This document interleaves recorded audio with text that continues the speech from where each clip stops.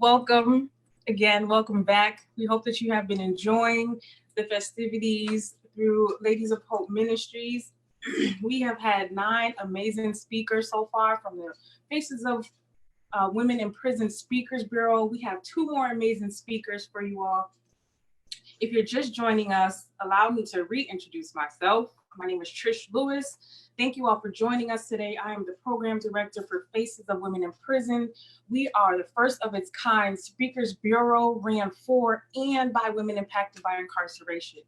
We provide professional coaching, media training, and mentoring to encourage our cohorts to be leaders, educators, and advocates of change.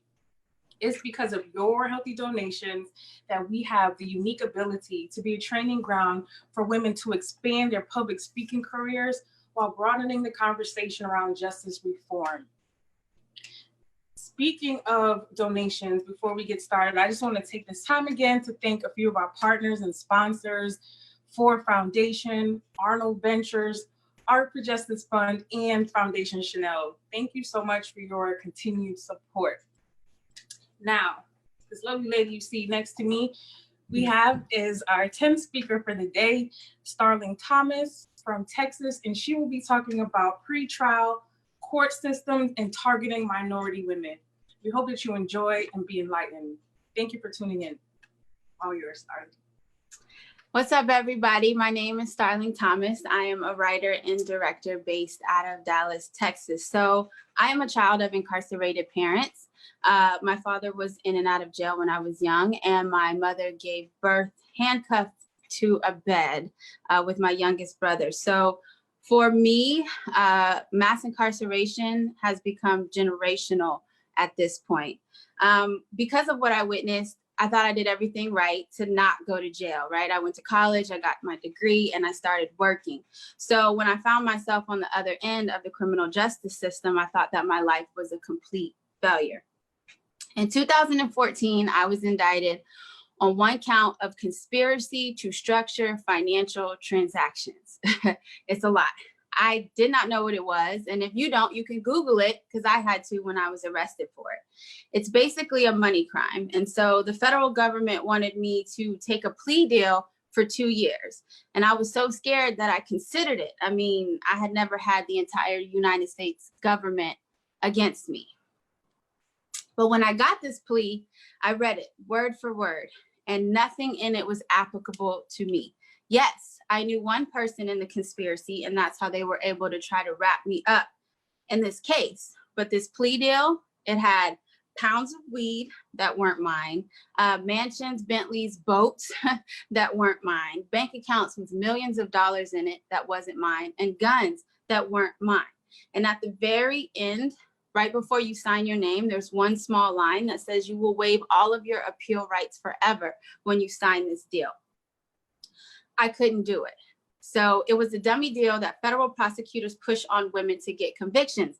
I declined the appeal, and when I did, the government came at me full force and superseded the indictment and hit me with 13 more counts. I was facing over 100 years if I was sentenced to the max on each count. 98% of all federal cases end in a plea deal. And I see why they sign these deals. Yes, some people are guilty, but in a lot of cases they are not. And the deals are pushed on scared women who have children who are really just out here trying to survive. Most often, these women are promised less time if they sign the deal.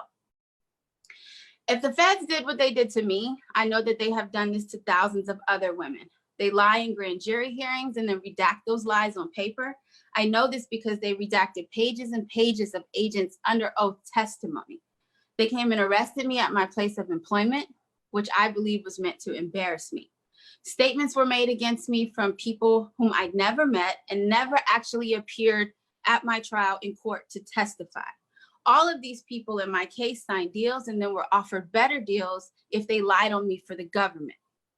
They will do anything they deem necessary to try and win a conviction without going to trial. They don't have to bear that burden of proof in trial. And so it's a win-win for the government. I have encountered so many women on my incarceration journey that signed plea deals before they ever saw any evidence against them. They were lied to and didn't fully understand. One woman, she signed the deal because they were threatening to lock up her 12-year-old son. She didn't get the 7 years they promised her. She got 17. The man she dropped off a package for, he was never charged. When I got to Fresno County Jail, the sister jail to Alcatraz, I was cellmates with a 76-year-old grandmother who spoke absolutely no English. She was indicted on a drug conspiracy because she answered the phone to one of her co-conspirators who just happened to be her son. This is absolutely absurd and ridiculous, and the government should really be ashamed of themselves for these tactics. Conspiracy as a whole with the feds, it allows them to basically wrap up every person and everything under one umbrella. Hearsay goes, they never actually have to catch that person doing anything.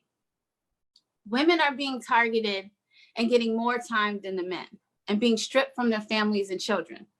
For the 2 years I was wrongfully incarcerated, I encountered so many women that were just tossed through the criminal justice system. Nothing was really ever explained, and then boom, they're hit with the sentence. Majority of women are not privy to a private attorney, and federal cases are 7 times the amount of a state level attorney. And as we know, public defenders are already working with an astronomical workload. The system in place as it is right now would break if every single person took their case to trial. It is not designed, nor is it built to try every case at the rate that they are mass incarcerating people.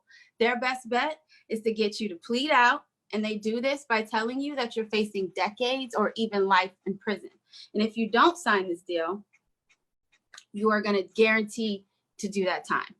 You are actually being punished, which is so crazy. You are actually being punished to adhere your constitutional right of a fair trial. When I was found guilty at my trial on all 13 counts, I was judged by a jury not of my peers. I was snatched immediately from my life. I was not given the chance like everyone else in my case to turn themselves in. I was kidnapped and thrown in prison. I was told this was done to me because I went to trial. I was blessed because although I lost the trial, my public defender stayed on my case and filed for my appeal. Shout out to Jerome. Many women are not fortunate to get public defenders that actually fight for them in the way that mine did. During those 2 years, I was transferred to 6 facilities, treated less than human, stripped away of my femininity and role as a woman. My identity was stolen, and I was given a number like a lab rat who's being tested on. No woman deserves to live like that in those type of conditions, feeling empty and worthless as if your life is void of any meaning. I look back and I still can't believe I made it through that. It was nothing but God. I'm 2 years post-incarceration now, and I still have flashbacks, triggers, and emotional wounds from the trauma that I'm healing from every day. It may take an entire lifetime for me to heal from the trauma of prison. As women, our dignity is stripped and stolen from us the moment we enter the system. Guards have actually told me that as an inmate, I had no rights, which I knew was not true. The transfer process is demeaning, and the men get to go first on everything. I once had to wait in a 10-by-10 holding cell for 14 hours with 40 other women, 1 toilet, and no toilet paper, as hundreds of men were processed. I remember when I got to Oklahoma, I was sent to Grady County, and how deplorable and disgusting those conditions were. We were given 2 pair of disposable underwear for the entire week. And the overcrowding was so bad that they had women laying on cots because there was not enough beds. I remember being strip searched when I was on my period and told it didn't matter. I had to take off my pad. And anyone who's been locked up knows that jail and prison pads are the worst. I told the guard this, and she still commanded for me to give her my underwear as she made faces and then talked to other guards and inmates about me. We are at the mercy of these people who use any chance they get to exert power over you, to belittle you, and remind you that your life does not belong to you. I never gave up hope that God's justice would prevail in the end for me. After 2 years, I won my appeal and was immediately released. Only 2% of people in this country win their case on appeal. The government still had the option to retry me, but they didn't, because they would have to come with all new evidence. And I guess they didn't want to have to go through all those lies again. Because after a few months after my release, the government dismissed all of those counts on the superseding indictments. Excuse me. I was happy and I was free. But it was going to take more than 2 years to undo the emotional and psychological trauma that was inflicted on me day in and day out. No one ever apologized. The prosecution wasn't sorry. The judge had no sympathy and actually appeared to be mad when they just had to dismiss my case. The only difference is when I got home, I don't have to check that box that says I'm a felon. Thank God I have support, because many women do not. It became my goal to not let this define me. It is a part of my journey, but it is not who I am. And no matter how hard they tried, my victory came in not letting them break me. As women, we are the glue of our family. We keep everything running. We are the providers and the caregivers and the ones who raise children. So when you snatch us from our families, you destroy entire households for generations to come. We are kidnapped and sucked into the prisons and spit out into society and expected to rebuild from nothing after everything has been stolen from us. Currently, there are 61,000 women sitting in cells right now in this nation without a conviction because they can't afford bail, or like me, had a federal hold and had no option for bail. And oftentimes there was no one to care for our children while we're incarcerated, especially if you have a long sentence. And now your children are snatched and they are thrown into the foster system. From the beginning to the end, the system is meant to break you, whether you are guilty or not. They do not care. And women are often given longer sentences than the men they commit these crimes for. It is a form of genocide on Black and brown people. You give a 25-year-old man a 20-year sentence.